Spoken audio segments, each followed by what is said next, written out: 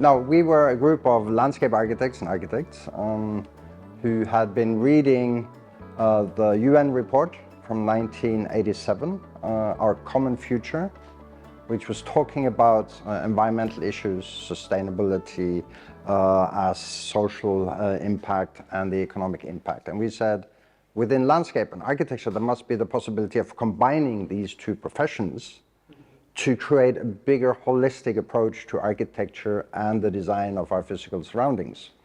So we set up, above a beer place in Oslo, we set up the office, which was at the time in '87 more like a communal collaboration, and we called it Snohetta. So the beginning was to try to understand that architecture is not about the architecture per se. It's about the human being occupying architecture. There is no such thing as architecture for the sake of architecture alone. So that gave us the possibility to look and expand into this with the Nordic democracy background, with the understanding of nature, but also with the understanding of the city, urbanism, and the understanding of architecture as a creation. As you say, I mean, it's always going forward. If you go backwards, okay, people have done it before. No, so you have to push the boundaries. And we talk about continuous state of reinvention, which means that you're never ever 100% satisfied. You could not be. And you're always looking for the opportunities into the future, how things can be done better. But in order to do that, you also have to have a certain level of understanding of your own ideology. You cannot shoot into the air and hope it hits something. You have to know where you're going. You have to have strategies. You have to have interests and ideologies that move you in this direction.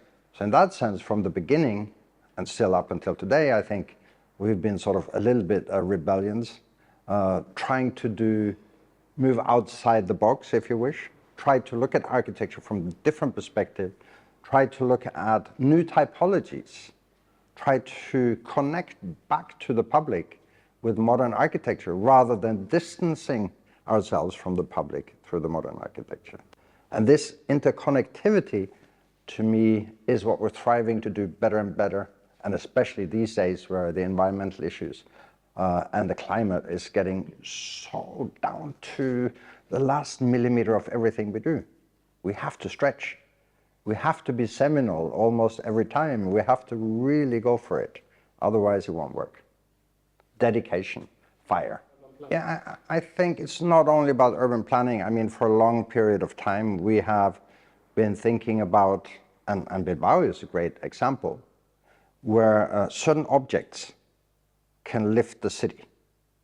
I mean, we all know about, I was still a student when I met Frank Gehry the first time, and shortly before he was doing the Guggenheim here in Austria. I met him, we had dinner, and this so-called Guggenheim effect, which was happening through Bilbao, was not only because of one or two or three buildings, but it took some time before the world understood that this is about a holistic approach to an urban development.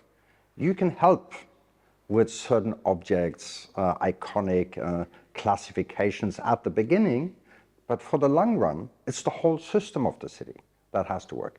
Every plaza, every public accessibility, every part of opening towards the river, everything, the subway, everything.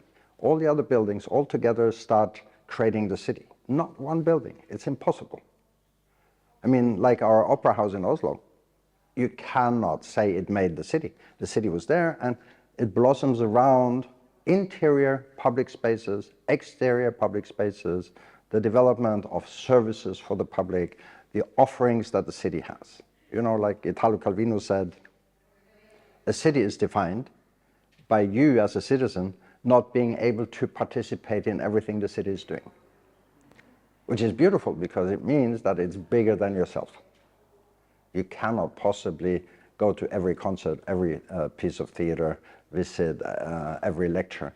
So in a way, a city is a system consisting of its continuous involvement on so many levels at the same time. Uh, we have to. I mean, the whole EU system is based on competitiveness, right? So, in a way, yes, we're doing a lot of competitions all around the world. We've done some here, not 100% successful, but you know, when you have a Foster up against us, you know, we'll just have to lean back and say, okay, the museum is for Foster, it's fine. But you know, the idea of competing is, of course, also a huge strain, economic strain on smaller practices, right? So we have to be careful looking at the EU combined creativity that we have so that the European communities don't fall behind all the others in Asia when it comes to production, when it comes to architecture. We, in many ways, Europe is the brain of the world, if you wish, but it's changing. So we have to be careful that we're not killing creativity by putting too high demands on the smaller groupings of architects, creative filmmakers, whatever it might be. So it's a very difficult and fine line. It's a great question. I mean, I'm being confronted with a lot of students when I hold lectures at universities around the world that there is a certain pessimism, right? But then I tell them pessimism is for wimps. You know, because if you're too pessimistic about the future, you can't even be an activist. Because there is a certain relationship to passiveness related to pessimism. You have to be active. You have to push forward. If you think something is wrong, you should work to try to change it. And that already creates a hope.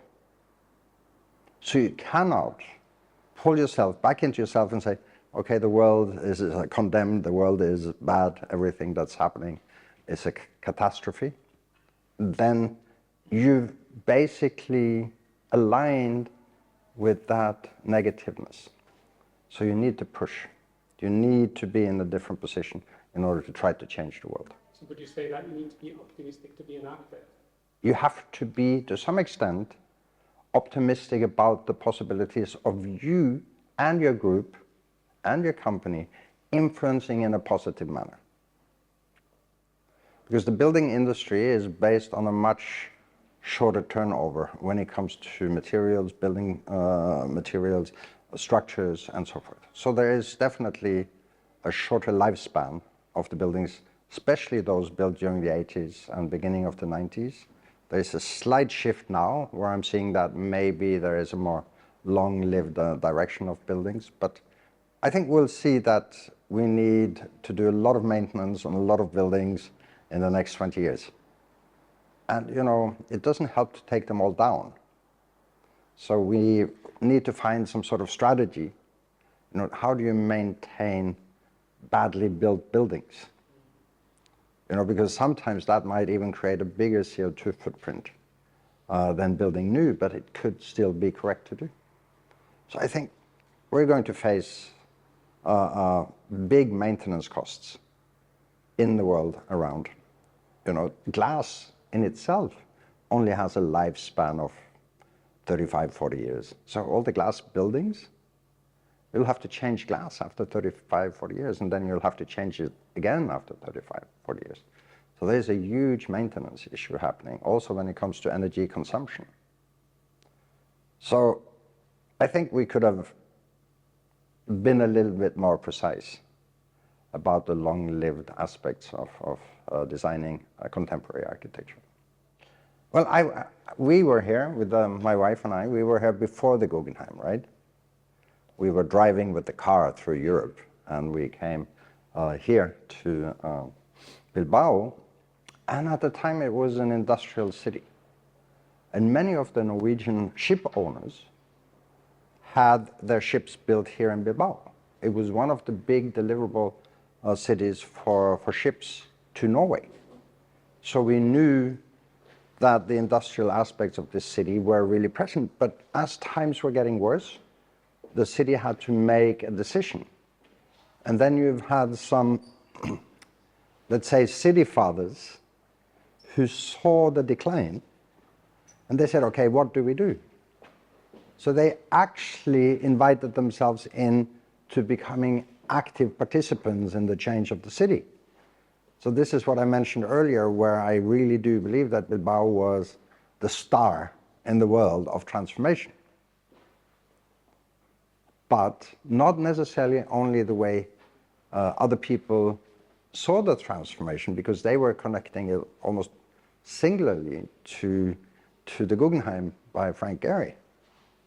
But de facto, it was a lot more happening at the same time. And I think, to me, that proves that you can have a PR strategy, and then you can have reality, so to speak, and build the city bottom up. And I think that's what happened in Bilbao, and that's why it's, for so many cities around the world, been an exemplary city for transformation. So I don't know how many visitors you have every year still coming to see how you did it. But so what I'm saying is, this is still the truth in the world, that Bilbao took the lead in modern transformation of a city, from industrial to a livable city for everyone. Well, I have to say, first of all, I was super surprised, because we've only built a tiny little entrance into a subway in San Sebastian. That's the only thing we've ever done in Spain. So I'm really honored to have been invited for this. But especially when it comes to climate and energy, because it really is one of the huge tasks in the future. How does it influence aesthetics? How does it influence the cities? How does it influence the community and how you live? So where are we going to go with the architecture? Are we going to say we build nothing new and only restore old? No, that would be unfair. But when we choose to build new, it should be for the future, and it should be sustainable and environmentally sound. So how will that affect our cities in the future? That's the big question. That's why I'm really happy for having been invited here. I think for the general public, it's taking time, right? But now, for the last few years, everyone starts understanding that the building industry is responsible for about 40% of CO2 emissions, which means that we know that everything we build, be it streets, airports, harbors, houses, we have to start looking at the CO2 footprint. But it's almost like a too slow process. If we look at the Paris proof elements with the 1.5 centigrade degree temperature change, we are already beyond. So we're getting desperate in the architectural profession to get clients, cities, the general public, to really buy into the effect that it could have by reducing, for the building industry, the CO2 footprint dramatically. And people think it's very costly, which is not true. We have all the systems, we have all the materials, we have everything it needs in order to create at least CO2 neutral buildings over a period of 30 years. We have done that with our powerhouses, and the calculations is working. We don't need to invent new technologies in order to get there. We can use what we have. So to me, it's going a bit slow, right? Unfortunately, also among colleagues who are very preoccupied with the fact that the aesthetics of a building is much more important than the environment. But there is no contradiction between beautiful buildings and environmentally sound buildings. That's a misconception. Maybe you need to tweak a little bit your classical understanding of the aesthetics, but beauty changes also, like fashion changes, right? So the beauty comes when you start living with whatever creation has been happening in your city. Many people at the very beginning would think that the Guggenheim Museum was a terribly ugly building, right? But it's actually quite beautiful. And that could have, today, looking almost exactly the same and still be environmentally sound.